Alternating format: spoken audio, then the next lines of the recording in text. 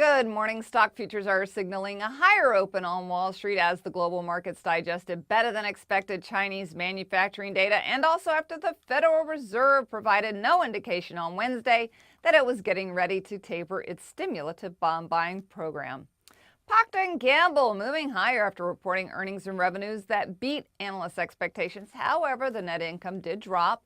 The maker of Tide detergent and Crest toothpaste said net income totaled $1.88 billion or 64 cents a share. That's down from $3.63 billion or $1.24 per share in the prior year quarter. Foreign exchange got hit. They hit them by as much as 2 to 3% in various groups.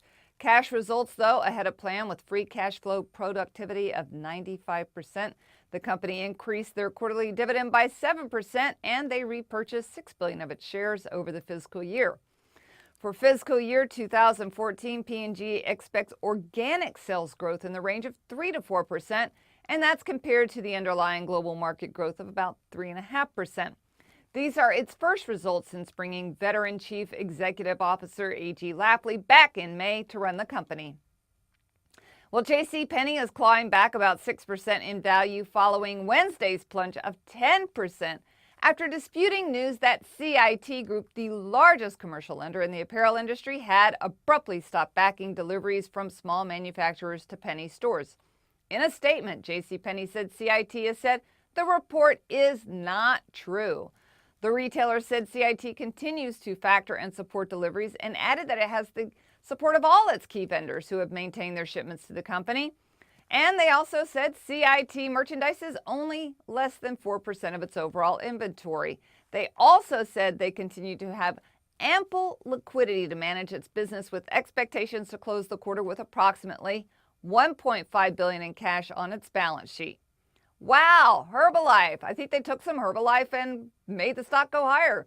Rose as high as $66.25, its highest price since May of 2012. After CNBC reported George Soros took a very large stake in the company, CNBC said it was one of his top 3 holdings. Shares of Herbalife have risen over 8% following the report of Soros' stake. Herbalife has been the subject of intense scrutiny for many months in the hedge fund industry, with several players betting for or against the stock. Bill Ackman, the founder of Pershing Square Capital, has been the most vocal opponent. He calls it a pyramid scheme.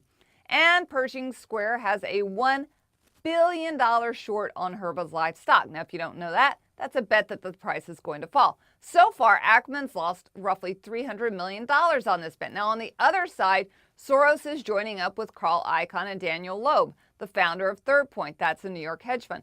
Loeb has made hundreds of millions of dollars before they got out of their position earlier this year, and Icahn is still one of Herbalife's top stakeholders.